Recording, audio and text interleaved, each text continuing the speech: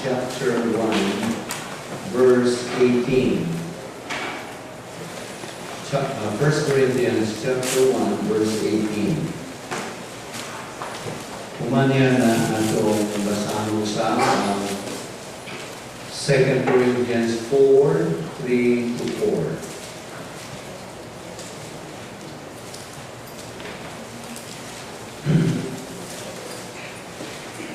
First Corinthians 1:18. Nag-iwan sa English.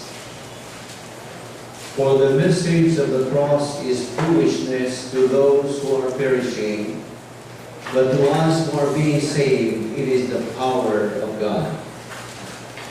Sabi ni Saya, kaya ang mensahe may tungkol sa kamatayon ni Kristo dito sa krus, binuang alang niadtong nangalaglag apan kanatong giluwas gahong kini sa Dios. 2 Corinthians 4, 3 to 4. But even if our gospel is veiled, it is veiled to those who are perishing. Verse 4. Whose minds the God of this age has blinded, who do not believe, lest the light of the gospel of the glory of Christ, who is the image of God, should shine on them. Sabi ni Saya, kay kung wala hisabti ang maayong balita nga among giwali, ang wala makasabot niini kadturang wala mga luwas. Versikulo 4, dili sila mutuo niini tungod kay gibutaan man sa Dios niini kalibutan na ang ilang mga hunahuna. Busa, dili sila makakita sa kahayag sa maayong balita, may tungod sa himaya ni Kristo na mao ang sibo na dagway sa Diyos. It is our privilege as believers to feast daily upon the Word of God. This is our manna from heaven, provided by God in His grace.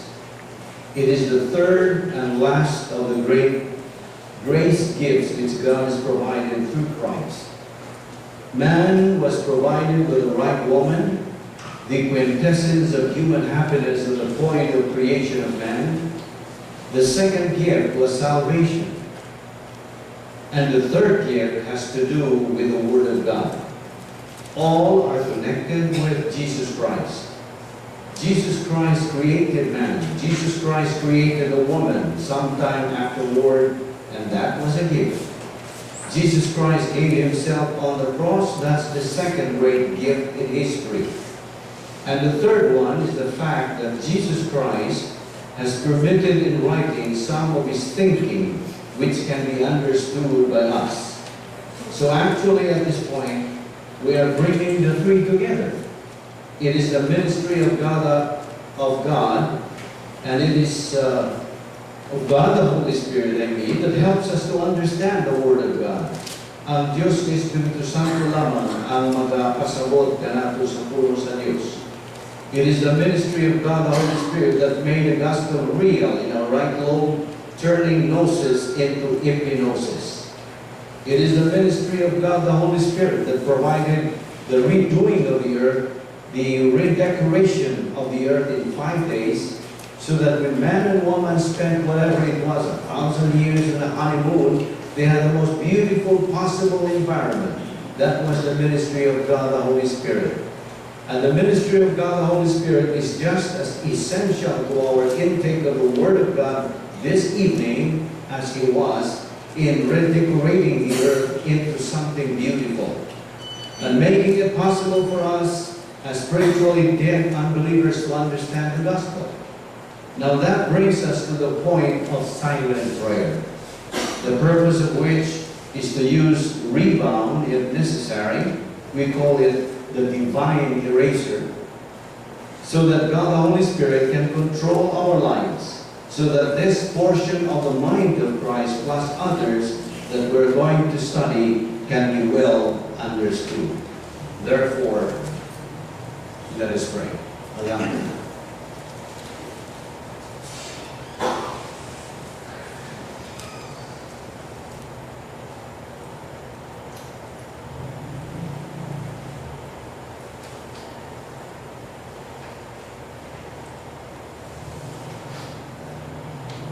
Let us pray. We thank you, Heavenly Father, for all that you have provided for us. We recognize that we are nothing. We are dust. We are that which is inconsequential in the entire scope of the universe, in the history of our earth. And this world, we are but one life that lasts not very long, and yet we realize from your word that each of us counts, that each of us has a purpose in life, that each one of us have everything to do with winning the angelic conflict and serving you in wonderful ways.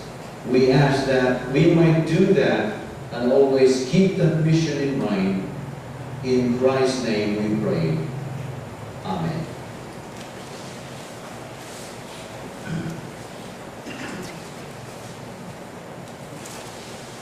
First of all, may I ask you, this question is rather morbid. What is the worst conceivable kind to die? What do you think? What is the worst conceivable kind to die? Is it to die of cancer? Is it to die of an accident? Or to die of murder? They are not the worst conceivable kinds to die. But what do you think? Ang sabi niyo na, ang say pinagkrabihan ng mata sa kamatayan. I know what's in the back of your mind. The answer is, it is to die as an unbeliever.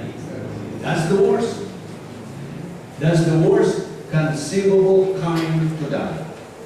Now this is one motivational challenge that every believer can use to evangelize unbelievers.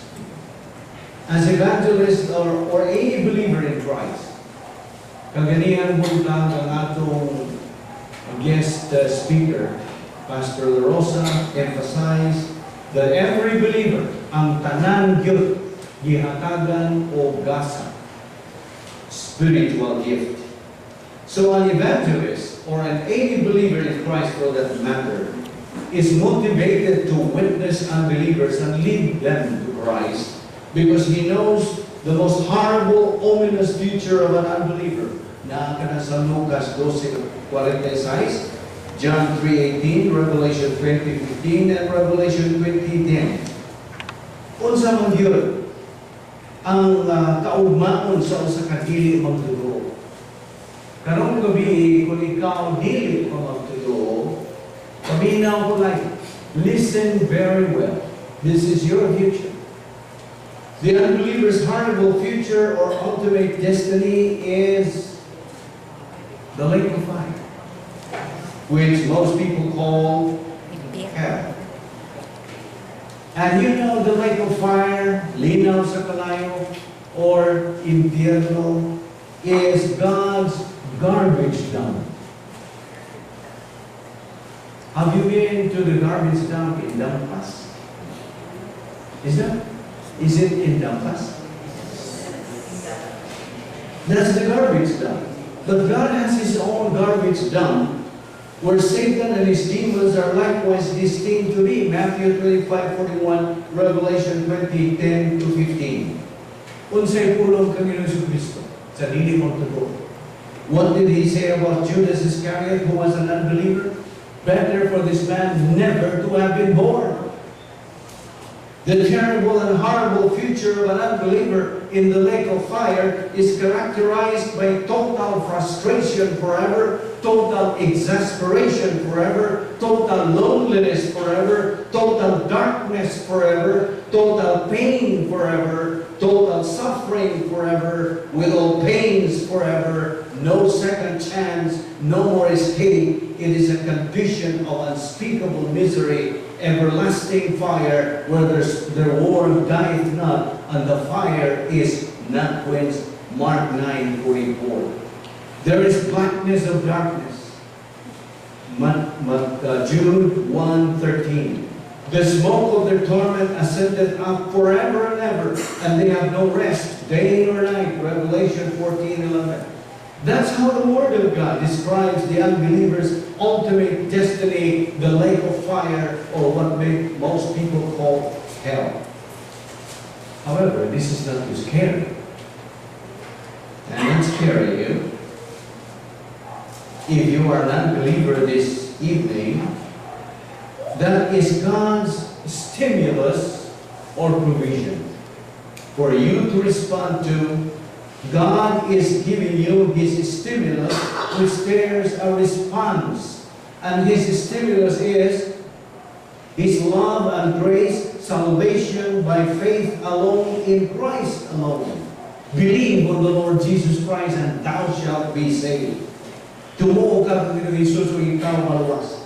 You may respond to it negatively or you may respond to it positively. It's a matter of choice. Since God gave you a free will, so be sure you use it. God is a respecter of our volition. God has a sense of humor. But remember, it is your attitude, ang imong huna-huna, your attitude towards Christ that determines your eternal future. To believe in Christ, eternal life. To reject Christ, eternal condemnation in the lake of fire.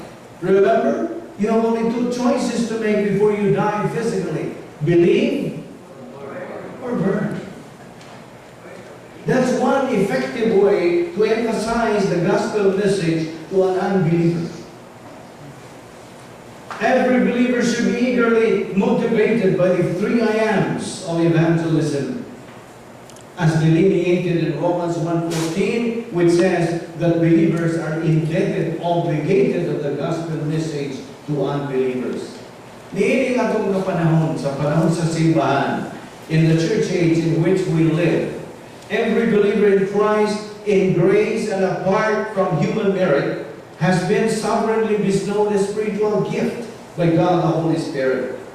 The gift that you received at the moment of salvation, 1 Corinthians 12:11, is a gift distinct from other believers. Your spiritual gift is different from mine. Different from that believer sitting beside you.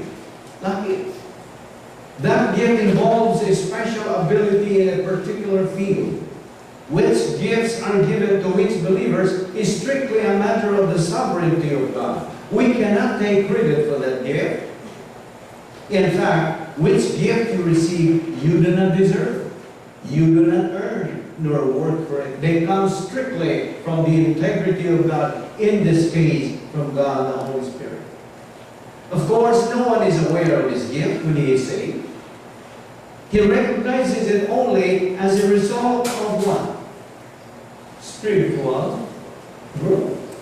Giginahanglan imong pagtubo. Mo bitaw ang atong gitun-an last year, I showed to you that there are three steps. There are three steps of spiritual growth. I'm not so familiar with the answer. This is Operation Ban. Nainundong pa po was Operation Ban. When you believe in Christ, this is a symbol of salvation. Man accepts Christ as Lord and Savior. What happens? There are two things that happen to you. This is the eternal relationship, and this is what? Below is temporal. Now, this is Operation Ban. You become a baby believer after you accepted Christ as Lord and Savior. Let me clarify this.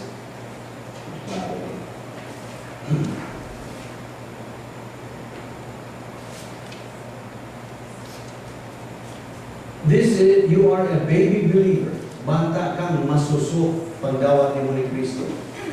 Kung dili ka mo padayon sa pagtuon sa puno sa Dios, dapat ka na sa 2 Peter 3:18, which says, "But grow in grace and in the knowledge of the Lord Jesus Christ."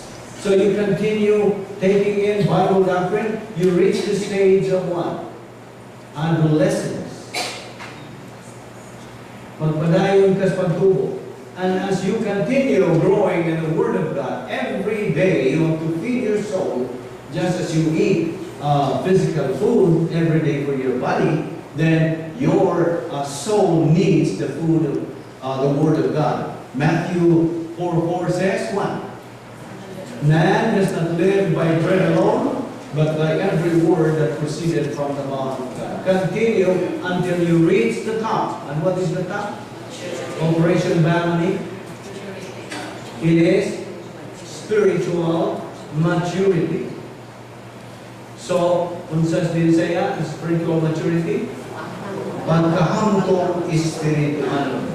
So, mo ka na nagiginahanglan ang imong pagtuon sa puno sa Diyos. Mo bitaw na daghang sa gawas nga mangyutunan mangyud ang puno sa Diyos adlaw-adlaw. Why?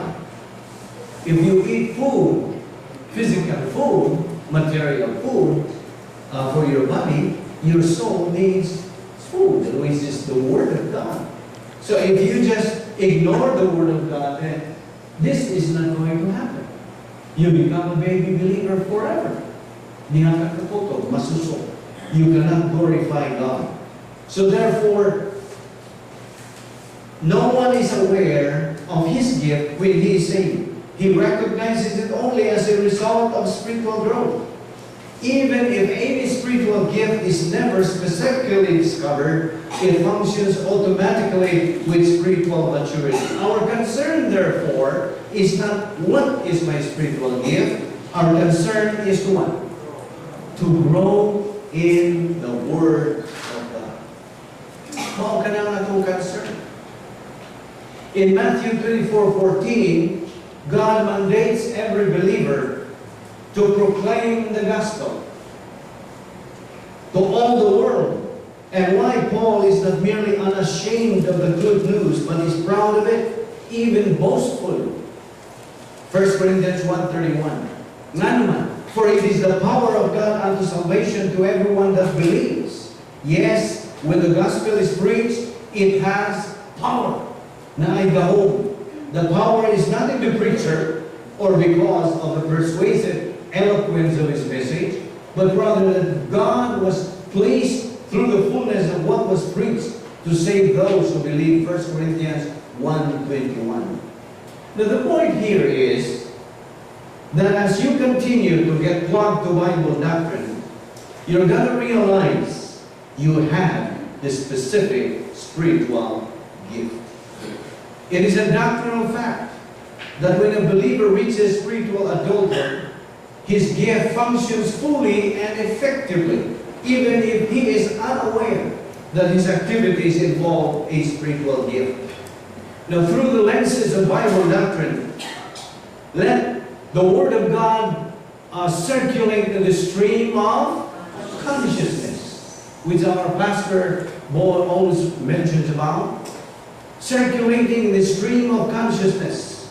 Through the lenses of Bible doctrine, you will come to realize that God in eternity past, through His omniscience and the marvelous function of His divine decrees, would be choosing you, perhaps as Christ's slave to be the spreader of good news, a herald of truth, in fulfillment of the Great Commission as delineated in Acts chapter 1, verse 8. In fact, kanto si Pablo, Apostol Pablo, implied that there is discipline for failure to witness at the opportune moment. Mankind. There is discipline for failure to witness at the opportune moment. Diyan tingali mga higayon sa mong kinabuhi, nagyatagan kag paagi na ikaw makasugod na sa pagsangyaw sa mga balita sa kaluwasan, apan imo lang kadtong gipalabay. There is discipline for failure to witness at the opportune moment, even as there is reward related to witnessing in the power of the Holy Spirit. Paul further says in 1 Corinthians 9:16 as, "For I preach the gospel, I have nothing to boast of, for necessity is laid upon me. Yes, Woe is me if I do not preach the gospel. Romans 1:14 also says, how then shall they call on him in whom they have not believed? And how shall they believe in him of whom they have not heard? And how shall they hear without a preacher? Verse 15, and how shall they preach unless they are sent? As it is written, how beautiful are the feet of those who preach the gospel of peace, who bring the glad tidings of good things. You see, Apostle Paul was considered the greatest evangelist and witness for the Lord Jesus Christ that the world has ever known. He is indeed the model of every evangelist. In the States, we have at present a renowned doctrinal evangelist, Rick Hughes, under Baraka Church. His ministry was founded for the purpose of communicating the Word of God to students and administrators in private schools and churches across the U.S. I spoke to Pastor La Rosa about it, and of course he knows Rick Hughes. I always try to find that in the internet. And Rick Hughes is my pattern, is my model in this kind of ministry. And he is under the Operation Grace World Missions, like Pastor Ralph La Rosa and Gary Horton, among others. Now, as evangelists, ayaw kalimot that we are salesmen for Christ. In fact, every believer is a salesman carrying a perfect product, which is the message of salvation with an eternal warranty. The products we're selling are the following: life insurance, assuring eternal life for those who would believe in Christ, and fire insurance, assuring insurance and protection from burning forever in the lake of fire. And how much does this product cost? It's free. Why free? It is free because Christ has already paid it in full at the cross. All you have to do is to accept it by faith. Again, repeat this. You have two letter B's to choose from: believe or believe. There are 5 reasons why people want to get saved. Doon ay 5 kakatarungan ngano, doon ang mga katawhan buot nga maluwas o kaluwasan. 5 reasons why people want to get saved. Number 1, fear of death. There is always fear of death. Fear of the unknown. Kung wa kay kamatuoran, wa kay pagtuon. Kung unsang yun ang imong dangatan, inigbiya ni mo'y kaliwan na ni mo'y kalibutan. Okay? All of us are going to die, whether we like it or not. That's a fact of life. When yours is, I don't know. When mine is, you don't know. All of us are going there. Though some people fear death. But once you know the truth, lalo mo na. Sa Juan 8:32 pagkat. You shall know the truth, and the truth shall make you free. So therefore, once you have the Word of God, ug ikaw nagatubo sa puro sa Dios, wala kaya ay kamalatan kung bahin na dinis kamatayon. Nahibaw ka ng asa ka. You know your destiny. So number 1 reason, therefore, is fear of death. Number 2, they want forgiveness of sins. Buot sila o pagpasaylo sa mga sala. Number 3, they are lonely. Don't you know that the loneliest people on earth are unbelievers? And there are also believers who are the most lonely. Who are they? The loser believers. I hope you are not, because you are one of those loneliest people. Number 4, they want to avoid the lake of fire. Handog sila. Handog sila sa description katong gibasa kaniya. There is total frustration forever. Total exodus forever. Tanan nga mga unsay mga kapaitan. Dito ka pinapila sa imo ng pag-adto dito sa linaw sa kalayo. And then number 5 reason, they don't want to be left out. Dili sila buot mo sa mabiyaan. Now let this be emphasized once again, that the field market of the gospel is where? Unsa man ang field market of the gospel? It is the entire race. Ang tibuok. kaliwatan sa tao. When Paul presented the gospel to unbelievers of his time, he saw to it that only Christ is the issue of the gospel. The gospel, the true gospel of faith, of truth, has never changed ever since one pagkausap. Sukad pa sa kaniyang tuhang-tod sa kapanahunan na gitagang sa Diyos. Ang kaluwasan mao lang gihapon. The gospel was, is, and always will be by faith alone in Christ alone. But we should also be aware that if there is a true gospel, there is also one, a false gospel. The false gospel falls under the cosmic evangelism. This false gospel teaches salvation by works. And that is bad news, right? Example of our own kind of evangelism presented by some confused and mixed up evangelists. Now you have to be very careful. And doon ay mga evangelista karon who are confused and mixed up. Why mga puno sa Diyos? And true, well, di ay mga mini na pagsangyaw sa may balita kuno sa kaluwasan. When they say, repent and then believe in Christ. Gusto ba na? Dili ka na gusto. That is a wrong kind of what's that? Gospel. When they say repent and then believe in Christ, you know what's wrong? You know why that is wrong? Why do you think that's wrong? Murag kang hilong mo. Uy, hindi kinahanglan ng mo isa. Mga ginunso mo na ulat mo dawat ni Kristo. Why? Why is it wrong? Listen, it is wrong because that's the introduction of works salvation. Gusto? Faith plus nothing. Mga giginahanglan. Faith plus works negates salvation. It is faith alone in Christ alone.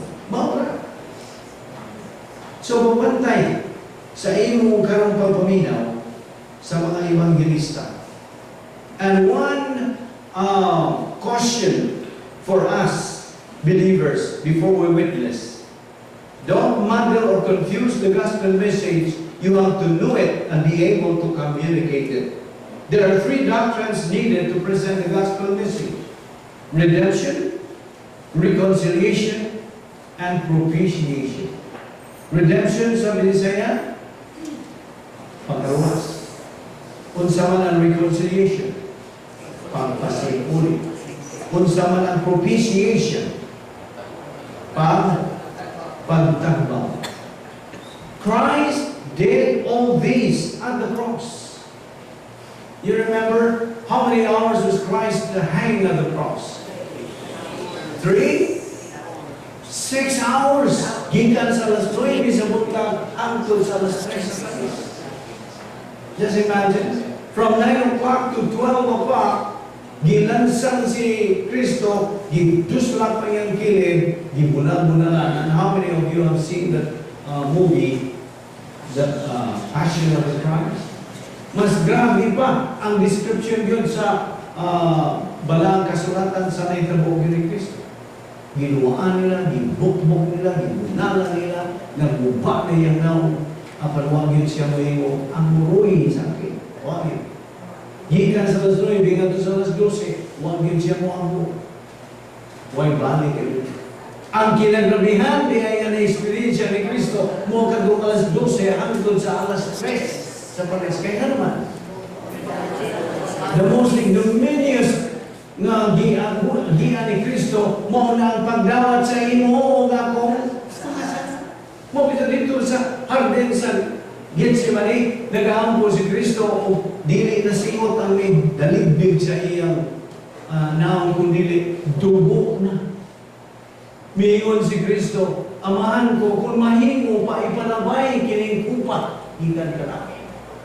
If it is possible, let this cup pass from me, but not my will, but thine be done. Ngayon, sa mismon nitong kupa. Imo, kakong mga sagi, sunod nitong kupa, o iya na katong inon dito sa krus. sa gibuhan niya. Iyan, gituman ang mandog siya kamaan. Sa kaluwasan ni mo na. Dito, alas 12 hanggang sa alas 3, iyang gidawat kanto. O nahimo si Kristo nga on. He became a worm. Just imagine.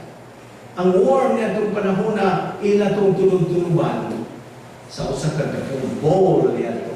O ang duga niya itong oil, mo kanto ilang ipuga, ngadto sa mga mahalon kayo mga biste, o kanto mga biste, mo na isunog sa mga mga harian. Ikaw karon nga magtotoo na harianon ka na, kaya nasod ka na sa pagkadugtong kag Kristo. Natiktik ang iyang dugo tungod kung alam lamang kanina. Mao ka na kahitabo ni Kristo. All this is done by Christ. Do not make an issue out of yourself when you are an evangelist. Instead, make the issue out of the issue and make the issue clean. Now, actually, every believer in Christ is an evangelist. Kitang tanan mga evangelista. Dili na lang usab pipila si Billy Graham usa. Kitang tanan mga evangelista. We are called to fulfill the Great Commission. In Acts 1:18, as we just read in the text, but you will receive power when the Holy Spirit comes on you, and you will be my witnesses in Jerusalem and in all Judea and Samaria and to the ends of the earth. This is the basis for believers' responsibility to witness unbelievers. That's the Lord's mandate for all believers to fulfill. All believers are evangelists to fulfill the Great Commission. Believers must learn how to witness, when to witness, and where to witness. Na nung lumawag ka ganihan, kung sa'yo presentar ni Pastor Rosa, we are fishers. Mga mangingisda ka. Learn to communicate the gospel by learning the gospel information. Be effective in your communication, not distorted information. Do not obscure the issue of the gospel. Learn the person and the work of the Lord Jesus Christ. Now let me emphasize again, as I have emphasized this afternoon during the reception, that ubaw kini sagad yun akong isulti sa niyantong mga tender o Bible study. Aw, usara yun akong pautana. Unsa mong yun ang inyong tuyo na magtuon kas pulo sa Diyos. Kangkan silang mga tuwang, aron mong tubo, sa aron paglimaya sa Diyos, alang ka na po usa na yun nga simple rin yun, yano rin yun ang tubang, ngano nga magtuon kas pulo sa Diyos. Ako malikot. Kamu nga sige tampong sa mga Bible study, o dini atong Bible study naghimo uban sa atong pastor ng tutudlo boy, unsa man. Ayaw kalimot nga ang imo rag tuyo pag doon sa pulong sa Dios mao ang naunta si Kristo mahimong tinuod sa imong kinabuhi. Mora. Ayaw nagiguling ko, ayaw nagdaghang kapuntan. So Christ will become real to our life. Karon kabi mamutana ko nimo, tinuod na ba si Kristo sa imong kinabuhi? Kaya kung tinuod na siya na alang kanimo, nan anaa ka na sa ang nga ang mando sa Diyos, ikaw imong gituman ang mando sa Diyos. So, if you are timid or shy, too conscious sa pagsangyaw sa mga balita sa kaluwasan, tingali mo rin ngayon ka, mauwa-uwa ko, musangyaw. Asa ka magsugod sa imong pagsangyaw? Kinsa imong unahon? Ang imong mga suod sa kinabuhi, ang imong inahan, imong amahan, imong mga igsoon, the closest people on your life, in your life. Mao ka na imong unahon. So magsugod ka sa imong pamilya. Now, I have met people in the States who are the only believers in their family. In their family. Most of their members of the family are atheists, Buddhists. Dito sa Amerika, makatagbo kang nagkalalaki mga tinuan. Ako lang nag-isultihan kanya itong kauban ng trabaho mismo, Amerikano. Sige na siya o kanang sulting na, oh my God! Oh my God! Pero siya, well-known yun siya na dili yun ang totoo. Wang yun siya tinuwaan, bisa mo sa wang yun. Apan sige lang siya, oh my God! Oh my God! One time I asked him, why do you keep saying, oh my God, when you don't believe in God? Oh, that's only expression. Expression, rin ko na niya. Kung makita niyo kung sa grabe, ang usakan dili magtotoo. Now, if you are timid, ikaw manggiwawan or shy, too conscious, have this attitude. In this stage, we have this more actually parlance na ninaw. Kung ikaw mura ka na ipagkamaging pugol, you are too conscious, unsa insulti sa uban na itungin sa imong stand. Diba kung sa ang mo? Have this attitude, the attitude of, so what? That should be your attitude. If you're right with God, and people talk about, say, like, gusto mo may tulong mo ka na mo siya. So what?